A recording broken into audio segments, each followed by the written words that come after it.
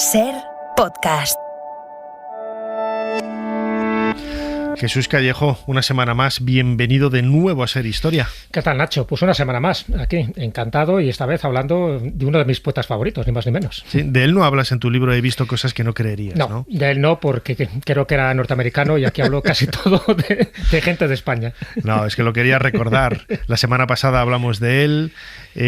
Vamos a tratar algunos de los temas que se mencionan en este nuevo libro de Jesús Callejo, He visto cosas que no creerías, publicado por La Esfera, en ese nuevo programa Ser Historia Plus que vamos a hacer en Podimo a partir del mes de julio, que ya tenemos un montón de cosas preparadas con esa sección No lo creerás, en donde yo daré fe de algunas cosas increíbles. Pero como bien decías, Jesús, vamos a dedicar al cronovisor a uno de tus escritores preferidos, Walt Whitman, un autor estadounidense nacido en 1819, fallecido en 1892 y que marcó una época, ¿no?, como sucede siempre, todos los artistas transgresores, los que rompen un poco con la normalidad, son los que acaban siendo los más populares y los más reconocidos, ¿no? Y este fue transgresor, para bien y para mal, porque ya sabes que por entonces él sobre todo fue poeta también. Escribió alguna que otra novela, una conocida y otra que se ha encontrado recientemente, pero sobre todo fue poeta, sobre todo fue autor de un libro, Hojas de hierba, de un libro que además estuvo reescribiendo continuamente hasta prácticamente el último día de su vida. Eso nos pasa a todos los que escribimos algo. Sí, pero tanto como él yo creo que no, porque él cada vez que hacía una edición, además la primera edición corre por su cuenta, ¿no? Tiene que pagarla, la edita, la maqueta prácticamente lo hace todo.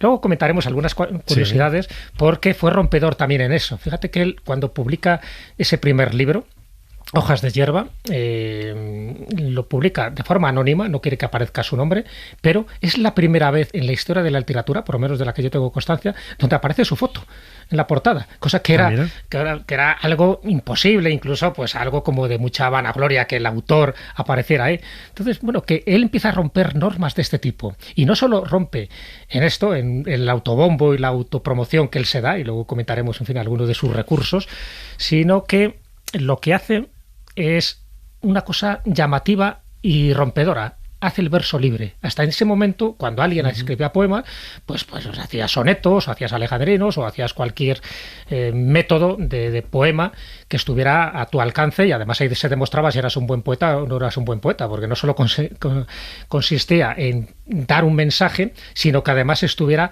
métricamente bien planificado. Bueno, pues en este caso hace el verso libre. Por eso se le considera padre de varias cosas. Primero, es el primer poeta de la democracia en Estados Unidos, es el padre del verso libre y también es el padre de la moderna poesía americana, porque desde entonces muchos poetas vieron en él, pues bueno, pues como un referente. Dicen, bueno, pues si este hombre lo hace y además lo hace bien, ¿por qué no lo vamos a hacer nosotros? Entonces se quitaron un poco ese corsé literario. Es decir, si yo tengo que escribir un poema, ¿por qué tengo que someterme, ¿no?, a ese a esos principios básicos de la métrica y en función de lo que tú quieras escribir, sea un romance, ya te digo, sea un soneto o sea un cuarteto, da igual.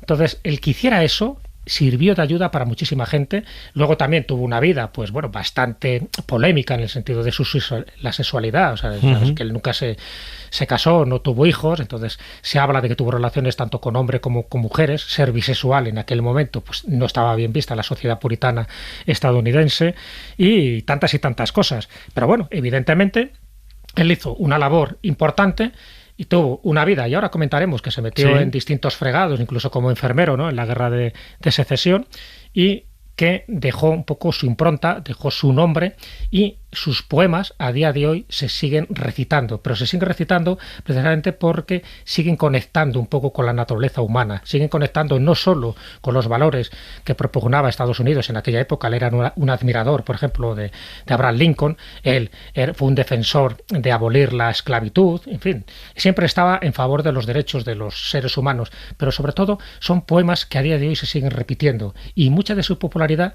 qué curioso, Nacho, surge un poco de la película del Club de los Poetas Muertos, cuando dice, mi capitán, ¿no?, que además es un poema que está basado en la muerte y es una elegía hacia Abraham Lincoln, que él admiraba muchísimo, ¿no? Bueno, pues todos esos poemas que en algunas de las películas se siguen recitando es lo que le ha encumbrado, ¿no?, a un personaje que es más que un personaje, es un mito y es todo un referente para muchos de los poetas que luego siguieron un poco su trayectoria. Bueno, pues como siempre, Jesús Callejo, crononauta, tenemos el teclado preparado delante de nosotros para comenzar este viaje en el tiempo. ¿Cuál es la fecha que nos propones en esta ocasión? La fecha es el 18 de enero de 1882.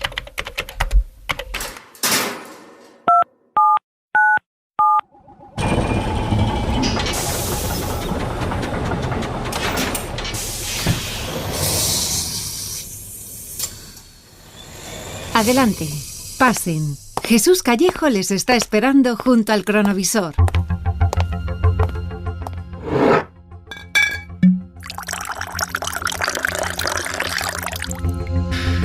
Jesús, fíjate, imagino que por la edad, la fecha, uno de los protagonistas es Walt Whitman, donde estamos, y el otro personaje también por las fotos, ¿no? Yo creo que es Oscar Wilde. Exacto. Estamos, se están poniendo ciegos, ¿eh? Ciegos, sí, a vino de Saúco, por cierto, que era el vino favorito de Walt Whitman. Bueno, Walt Whitman ya le vemos un poco achacoso, en fin, en este momento tiene 63 años, en fin, su barba blanca, esa pose, ¿no?, de maestro, de casi de gurú. Un poco se parece a León Tolstoy. Sí. Y tienen todos el mismo perfil. Sí, bueno, un poco seguían trayectorias parecidas, sobre todo como dos referentes dentro de la literatura de cada uno de sus países. Pero el otro es Oscar Wilde. Oscar Wilde, con unos 28 añitos que en este momento tenía, él, como ya sabes, era irlandés, pero él viajaba bastante y bueno, pues él tenía que dar unas charlas en Estados Unidos y viaja a Manhattan, va a Nueva York y tiene que dar unas charlas en Filadelfia. Bueno, pues Filadelfia le pilla muy cerquita del viejo caserón donde está viviendo Walt Whitman. Él en este momento, que es donde hemos ido en nuestro cronovisor, ahora lo estamos viendo la escena, estamos en el caserón a las afueras de Camden, en el estado de Nueva Jersey, que está al lado del río Delaware. Bueno, pues justo este día él ya había escrito unas cartas, en fin, de reconocimiento y admiración hacia Walt Whitman, y por fin consiguen verle, consigue esa visita. Oscar Wilde para él es, imagínate, ver un poco a su referente literario, al que le admira, al que sabe que tiene gustos sexuales muy parecidos y quiere hablar con él. Y se encuentran juntos, junto con otra persona, porque también la acompaña, como no, el editor, su editor, que es John Stoddard.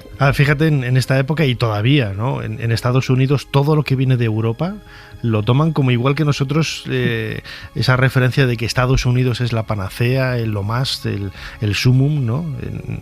En Estados Unidos igual, todo lo que viene de Europa lo consideran extraordinario y de ahí imagino la admiración de Walt Whitman por Oscar Wilde, aparte de que realmente pues Oscar Wilde escribía muy bien, joder, tampoco vamos aquí a decirnos que como era europeo ya todo vale, no es eso, pero vamos. No, a ver, Oscar Wilde en aquella época era un dios también, es decir, antes de que cayera en desgracia, luego ya sabes lo que le pasó, en fin, y que fue bastante marginado, pero en aquel momento, allí donde iba Oscar Wilde, por su ingenio, por su verborrea, por la forma un poco de tratar a la gente, por su carisma, pues estaba muy alabado, muy aclamado, ¿no? A pesar de que evidentemente también tenía sus críticas. Entonces había una admiración mutua, pero sobre todo Oscar Wilde. Fíjate que en el momento que se encuentran, y además es un encuentro muy furtivo, prácticamente de 2 horas exclusivamente, pero la primera frase que le dice Oscar Wilde en el momento que se encuentra con Walt Whitman cara a cara es: vengo a usted como uno que le conoce prácticamente desde la cuna. O sea, esa frase ya, claro, a Walt Whitman le derrite, con su hombre, este mozalbete, en fin, bien presentable, en fin, muy guapete, bien vestido, muy perfumado. Además, había leído, por supuesto, poemas y obras de teatro ya de Oscar Wilde, pero la admiración era mutua. Pero fíjate la diferencia de edad que hay. Bueno, pues, evidentemente, ¿qué ocurre durante estas 2 horas? Porque su editor, John Stoddard, lo que hace es de, bueno, os dejo libre, os dejo ahí que estéis vosotros solos y me voy a dar un pasito por ahí. ¿Qué pasa durante esas 2 horas? En fin, en este cronovisor no podemos llegar a tanto, pero bueno, sí podemos un poco vislumbrar ciertas cosas. Evidentemente hablan de poesía, hablan de Tennyson, de Browning, en fin, de los grandes pensadores y también literatos y, como no, poetas del momento. Le enseña la casa, le enseña la mansión, en fin, de 2 pisos, en fin, lo que hay en cada sitio, y no sabemos mucho más, salvo, efectivamente, que beben ese vino, ¿no? Ese vino de Saúco, y aparte pues me imagino que algunos aperitivos que le diera. ¿Qué ocurre allí? No lo sabemos. Sabemos que Oscar Wilde sale encantado. Sabemos un poco en función de lo que, una vez que ya está en Irlanda, lo que le cuenta a algunos de sus amigos, y ya hay una frase muy significativa que además aparece en una biografía de Oscar Wilde, cuando le pregunta, bueno, ¿cómo fue el encuentro con Walt Whitman? Dice, bueno, fue un encuentro esplendoroso, de hecho él hace elogios de él, le considera, y cito textualmente, es una de esas maravillosas y completas personas que hayan vivido nunca en esta tierra. Dice, bueno, fíjate ya qué admiración. Pero luego dice una cosa muy significativa que nos da un poco pie a pensar de lo que pudo ocurrir durante esas 2 horas. Y le dice a su amigo Oscar Wilde, dice, aún tengo el beso de Walt Whitman en mis labios. Esto evidentemente alimenta un poco toda esa leyenda que había alrededor de Walt Whitman, de que era bisexual, de que efectivamente tuvo algún tipo de encuentro sentimental con algún editor, con escritores de su época, pero algo debió pasar ahí con Oscar Wilde. Cuando dice lo del beso, evidentemente no sabemos, puedes especular lo que quieras, pero también puede ser un beso de despedida. Puede ser o simplemente poesía del intercambio de lecturas, eso, de obras, de lo que fuera. Y ya sabemos además cómo se las gasta Oscar Wilde, cómo exageraba, cómo le gustaba también crear un cierto romanticismo, incluso un cierto erotismo en ese tipo de relaciones. Bueno, el hecho es que fue un momento clave porque 2 grandes personas, 2 grandes escritores se juntan, se encuentran, durante esas 2 horas conversan, beben, comen, y bueno, pues evidentemente eso marcó un poco pues esa línea literaria tanto de uno de otro, porque es verdad que Oscar Wilde siempre lo reconoció que fue muy influido por Walt Whitman. Walt Whitman, él no reconoce que tuviera ningún tipo de mentor o de referencias, pero mucha gente sí, pero cuando digo mucha gente, incluso estoy hablando de autores muy, muy contemporáneos ya nuestros, un poco como García Lorca, por ejemplo, Rubén Darío, que siempre rindieron tributo a la poesía que hacía Walt Whitman y sobre todo pues a sus hojas de hierba, que ya digo que fue reescribiéndose continuamente, mejorándola, cambiándola, en fin, haciendo de todo, pero convirtiéndose en su obra de referencia.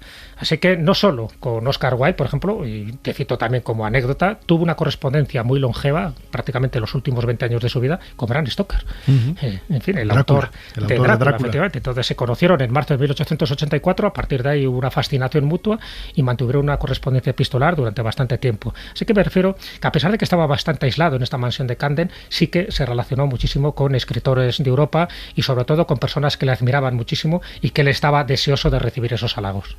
Pues fíjate, Jesús Callejo, crononauta, como hacemos siempre, nos gusta incluir en este viaje en el tiempo, en este cronovisor, a personas que nos ilustren, que nos hablen un poco del tema al que estamos dedicando nuestros minutos, ¿no? En este caso, el escritor estadounidense Walt Whitman. ¿Y quién mejor que un buen amigo, tanto de la Escóbula de la Brújula, tu programa en Podium Podcast, como de Ser Historia, que ha estado con nosotros infinidad de veces? José Antonio Gurpegui, bienvenido de nuevo a Ser Historia. Hola, muy bien. Encantado como siempre de estar en tu programa y con Jesús y contigo, por supuesto. José Antonio Gurpegui, él es catedrático de estudios norteamericanos a la Universidad de Alcalá de Henares, conoce perfectamente el mundo de la literatura norteamericana.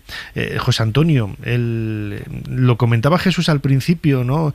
Quizás ha llegado en masa al gran público fuera de Estados Unidos la figura de Walt Whitman por esa película El Club de los Poetas Muertos.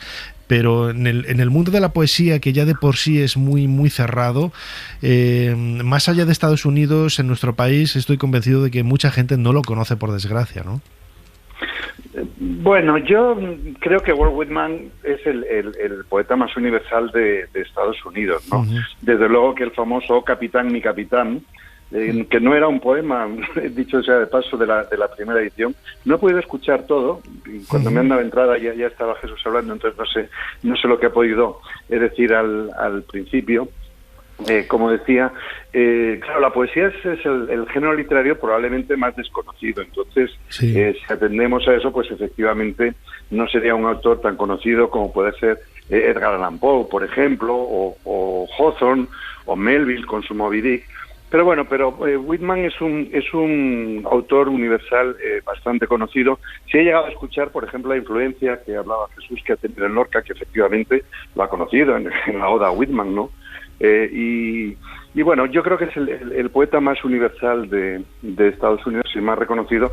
E incluso algunos dicen que la poesía norteamericana bebe de 2 fuentes. Una sería la fuente intimista de Edgar Allan Poe con El Cuervo. Edgar Allan Poe es conocido por sus relatos fantásticos y de terror, pero fue un gran poeta. Y entonces hay quien dice que la poesía norteamericana ve por una parte la poesía intimista, que se debería de Poe, pero después, por otra parte, esa poesía más externa, más social, más reflejando lo que es el americano, que sería Whitman. José Antonio, fíjate, yo he comentado muy por encima todo lo de que era Hojas de hierba, ¿no? Esa obra que él empieza, bueno, en la primera edición de 1855 y que él va reescribiendo continuamente y añadiendo poemas. De hecho, la primera edición, si no recuerdo mal, son 795 copias y al final una edición anónima. Que las pagó él. Y las pagó él, efectivamente, porque además lo firma de una forma anónima y aparece su retrato, ¿no? Aparece su rostro ahí, lo cual es bastante llamativo porque eso sí que rompe un poco toda esa tradición de portadas en la literatura, no solo norteamericana, sino mundial, de que no apareciera, por supuesto, ese retrato, ese reflejo suyo. ¿Tú crees que él, en ese sentido, y estamos hablando al principio de que era un rompedor, ¿no? Que era un transgresor de normas, él empieza a ser un poco como el adalid del autobombo, de la programación, ¿no? De lo que él quería hacer realmente con sus obras. El reconocimiento, en definitiva, del autor, que en muchas ocasiones en esta época algunos de ellos ni su nombre aparecía en la portada de esos panfletos o de esas publicaciones semanales, ¿no? Sí, efectivamente. De hecho su nombre no aparece en esa primera edición. Creo que es en la tercera. Hay en total 10 ediciones de Hojas de hierba, aunque la 10ª la crítica no la considera. La 10ª la hacen ya sus herederos con algunos poemas que encuentran, e incluso se trata más como de un tributo. Entonces, bueno, dentro de la crítica no sé, la 10ª no, prácticamente no la consideran. Y, aunque perdona que me desvíe un poquito de la pregunta después, sí que hay en la crítica. Yo tengo la edición crítica de Hojas de hierba en la colección Espasa, en Austral. Sí. Tuve la gran suerte que me pidieran hacerla hace ya mucho tiempo, ¿no? Bueno, entonces en la crítica hay un debate de cuál es la edición verdadera y la auténtica que se debe considerar, porque son distintas. No es únicamente que en cada edición fuera añadiendo poemas, sino que algunos los retocaba, otros los quitaba, etcétera. Hace un poco Whitman se parece mucho a otro escritor norteamericano muy bien conocido por todos nosotros, que se llama Washington Irving. También con los cuentos de la Alhambra, Washington Irving, no tantas ediciones como Whitman, por supuesto, pero sí que también fue cambiando y todo esto. Perdonad que me haya desviado. No. Volviendo a lo que dices. Sí, efectivamente, lo del nombre de la edición que estábamos hablando, aparece esa fotografía tan incluso rompedora, como decíais, en la que él tiene así el sombrero ladeado, una mano en la cadera, la otra en el bolsillo, una mirada tanto indolente de la poesía de un joven rebelde, ¿no? Que es lo que él quiere expresar. Y efectivamente el tema de la firma, él va a ser el primero que va a comenzar con este tipo de juegos en cuanto al nombre, en que si aparece su nombre, aparece su fotografía en este caso, que después será seguida con los modernistas, con los primeros modernistas, estoy pensando por ejemplo en E. Cummings, que es un poeta también norteamericano, publica sobre todo creo durante la década de 1940, 50, se pone entonces muy de moda el poner la firma pero en minúsculas. Firmar, por ejemplo, Cummings, todos sus poemas aparecen, pero aparecen en minúsculas, ¿no? Y entonces, sí, efectivamente es la figura del poeta, ¿no? ¿Quién es el poeta y qué es el poeta? Claro. Que es de lo que se trata. Bueno, en vida es sabido que tuvo muchos elogios, pero también bastantes críticas, ¿no? De hecho, cuando sale su libro, Hojas de hierba, pues hay un geólogo, John Peter Leslie, que escribe a Emerson, por cierto, Ralph Waldo Emerson fue el que se deshace en elogios, ¿no? Le envía una carta de 5 páginas diciendo que es una maravilla, le muestra a todos sus amigos y le da bastante popularidad. Pero bueno, este geólogo, Leslie, le escribe a Emerson calificando la obra de muy mala calidad, de profana, de obscena y de que Whitman es un pretencioso. En fin, y luego tiene elogios. Hay un elogio muy significativo que me gustaría un poco saber tu opinión, como ediciones que has hecho de lujo, ¿no? Tanto de los cuentos de la Alhambra, como tú lo has comentado, como de las aventuras de Huckleberry Finn, de Mark Twain. Entonces, Harold Bloom, por ejemplo, compara la obra de Walt Whitman, que está muy por encima de Moby Dick o de Huckleberry Finn. Es decir, ¿tú estás de acuerdo en esto o exageró un pelín este hombre?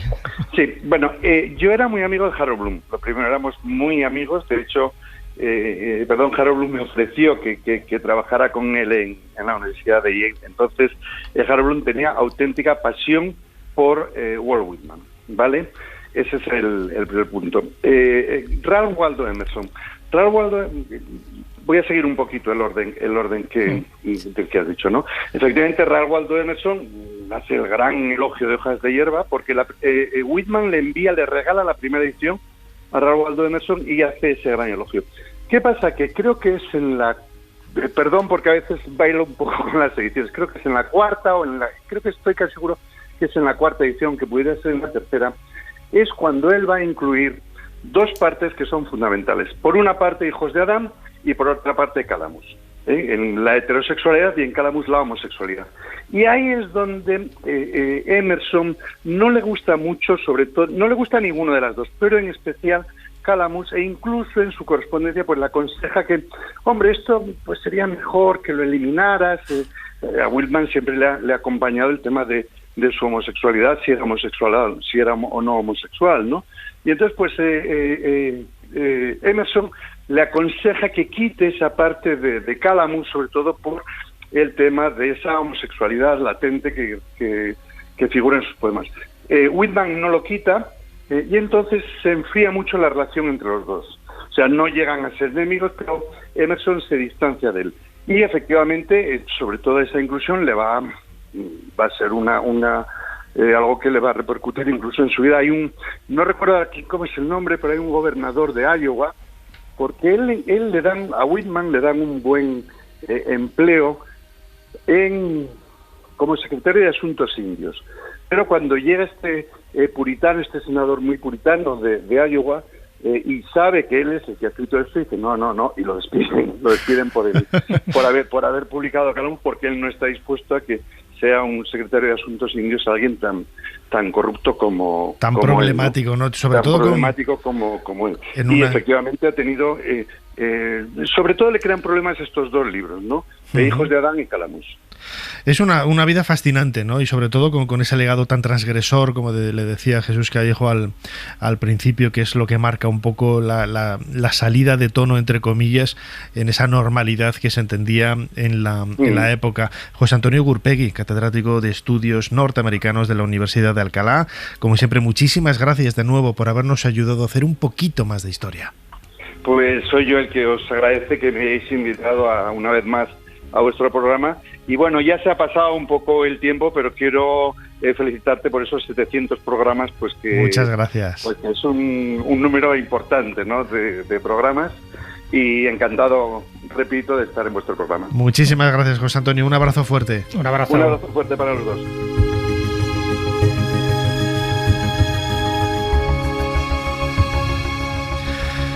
Jesús, todavía sigue coleando, el eco de los 700 programas. Y lo que queda. Y lo que queda, desde luego que sí. Qué majo, qué agradable es José Antonio Gurpegui. Yo recuerdo, lo he comentado muchas veces, pero la primera vez que vino al programa, que le invité por uno de los cursos que estaba haciendo en una universidad de verano, estaba, no te exagero, es catedrático, emocionado como un niño, todo nervioso, porque iba a conocer a Nacho Ares, el locutor de su programa favorito, que seguía fielmente todas las semanas, y eso me emocionó, y desde entonces somos muy amigos. La verdad es que somos muy amigos, ¿no? Nada, es una gran persona, aparte de un gran erudito, lo sabe todo de Norteamérica.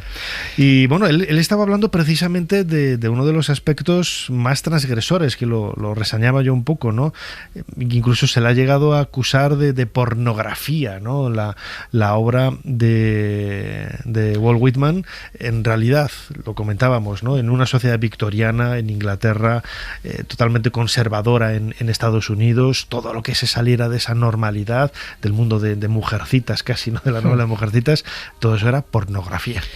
Yo creo que fue mal interpretado. Cuando tú lees ahora Hojas de Hierba, te encanta, porque ves que son poemas que se acercan muchísimo al ser humano, a la naturaleza humana. De hecho, es un canto a la vida, Hojas de hierba.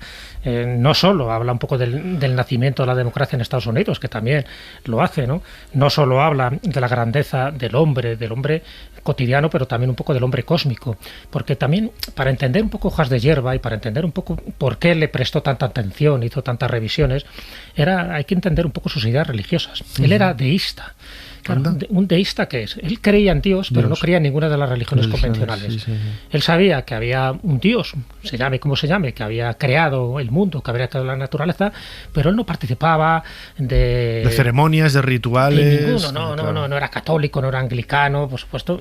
No, pero sí tenía una cosmovisión, ¿sabes?, como muy mística de la naturaleza. Entonces yo creo que fue mal interpretado, porque él habla pues con notaciones a veces sexuales, ¿no?, un poco de esa comunión con la naturaleza, que mucha gente, sabiendo un poco cómo era su vida privada, pues lo interpretó como algo obsceno. En fin, ya acuérdate un poco de la época, estamos hablando de una época bastante puritana. Entonces, entender ese deísmo, entender que para él todas las religiones tenían el mismo valor, pero que no había ninguna religión que fuera revelada, ¿no?, pero sin embargo que ahí estaba la naturaleza, una naturaleza divina que había que interpretar, y que el ser humano estaba en comunión perfectamente con esa naturaleza si sabíamos encontrar esos códigos, esas claves. Entonces, por eso digo, si no entiendes un poco esas ideas, esas creencias que tenía Walt Whitman, que por cierto eran bastante transgresoras, porque lo normal era, ya sabes, ser episcopal, ir a alguna iglesia todos los domingos y no complicarte la vida. Y dejarse ver el domingo, porque si no te van a echar en falta, te ponen la cruz.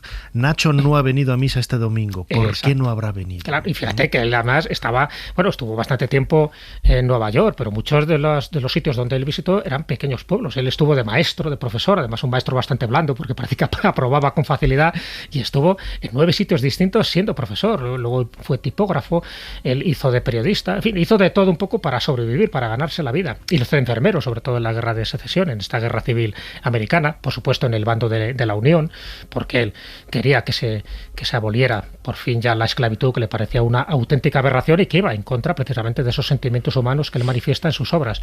Y luego hay un dato bastante significativo, muy poco conocido, dos datos te iba a decir, que él fue un poco el precursor del fitness. Luego se ha descubierto relativamente hace poco, escribió artículos en un periódico, por supuesto, en este caso no anónimamente, sino con seudónimo, donde te daba normas para que tú disfrutaras de la vida, o sea, un ejercicio saludable que tú tenías que hacer. Y luego, si quieres, te comento algunos de esos principios, ¿no? Son artículos que tienen un título genérico que se llama La salud y el entrenamiento masculino.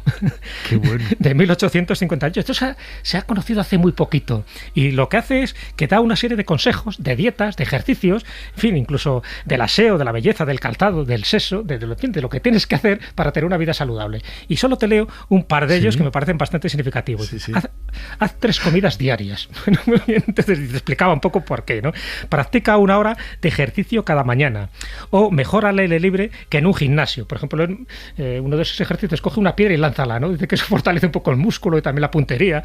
O no pases mucho tiempo con mujeres, pero sí con amigos. En fin, con lo cual ya un poco se veía sus tendencias. O por último, déjate barba para no resfriarte. Claro, él lo hizo, ¿no? Porque él decía que la barba, y además, y que te pusieras calcetines también, calcetines de algodón, porque para dormir, porque eso te ayudaba muchísimo. Y la protección de la barba era porque era una protección sanitaria para la garganta. O sea, este tipo de cosas, que evidentemente no firmó con su nombre, porque posiblemente hubieran corrido gorrazos si llegan a saber que es Walt Whitman, era un columnista de fitness. Le puede considerar un pionero en este sentido de dar consejos, en fin, más o menos descabellados de lo que se debía hacer o no debía hacer. Y la otra curiosidad es que él era un ferviente partidario de la frenología. Anda. La frenología en aquel momento, ahora está considerada una pseudociencia, pero en aquel momento estaba considerada, en fin, como algo muy importante, algo totalmente innovador y casi revelador. El estudio de la forma de la cabeza. Claro, porque era el estudio de la personalidad humana en función de la forma que tenía el cráneo. Sí. Entonces, claro, según el cráneo, podía ser una buena persona o un delincuente, lo cual era muy peligroso, porque no había un dictamen como muy unánime, ¿no? Desde que Frank Joseph Hall, que es el creador de la frenología, lo dictaminó. Pero en aquella época, la frenología era casi una ciencia, no solo en Estados Unidos, sino también en Inglaterra. De hecho, la reina Victoria En Inglaterra, a sus hijos les sometía a un examen frenológico para saber si su cráneo pues indicaba que iban a ser buenos reyes o buenos príncipes o buenas personas en general. Incluso había manuales para, si tú te casabas con una mujer, que antes se hiciera este estudio para saber si esa mujer iba a ser una buena ama de casa, una buena madre de tus hijos. O sea, esto que ahora nos parece absurdo, él lo reivindicaba. Y no solo lo reivindicaba, y aquí con esto termino esta anécdota, sino que como creía en la frenología y creía que su cerebro, era muy especial, era magnánimo, ya te digo que él se daba bastante autobombo, pues dijo que cuando él muriera, en fin, que cuando le hicieran la autopsia, y le hicieron la autopsia, además se descubrió que sus pulmones pues tenían una capacidad pulmonar muy baja y que por eso tuvo problemas respiratorios.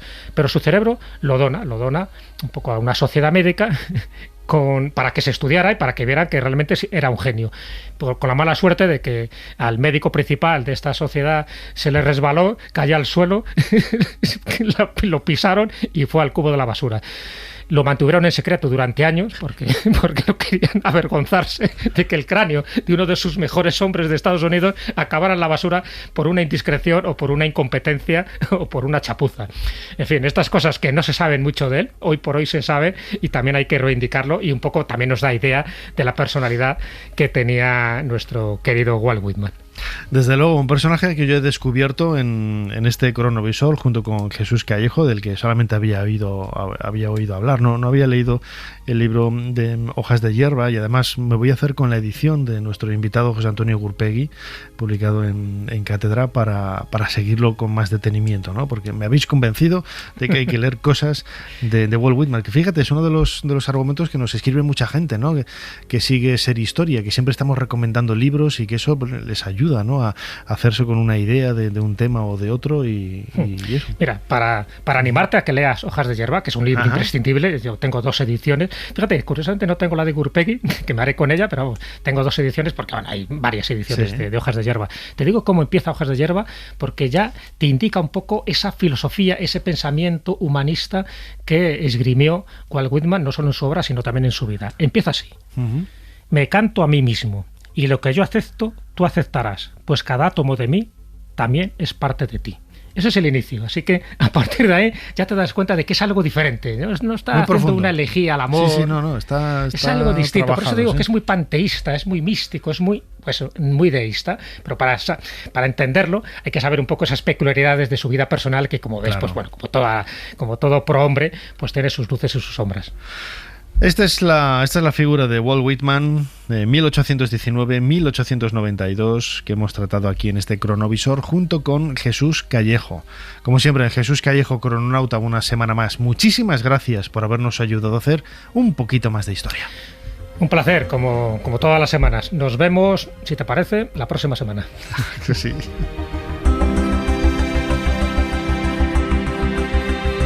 Suscríbete a Ser Historia. Todos los episodios y contenidos adicionales en la app de Cadena Ser y en nuestros canales de Apple Podcast, Spotify, iVoox, Google Podcast y YouTube. Escúchanos en directo en la Ser los domingos a la 1:30 de la madrugada. Cadena Ser. La radio.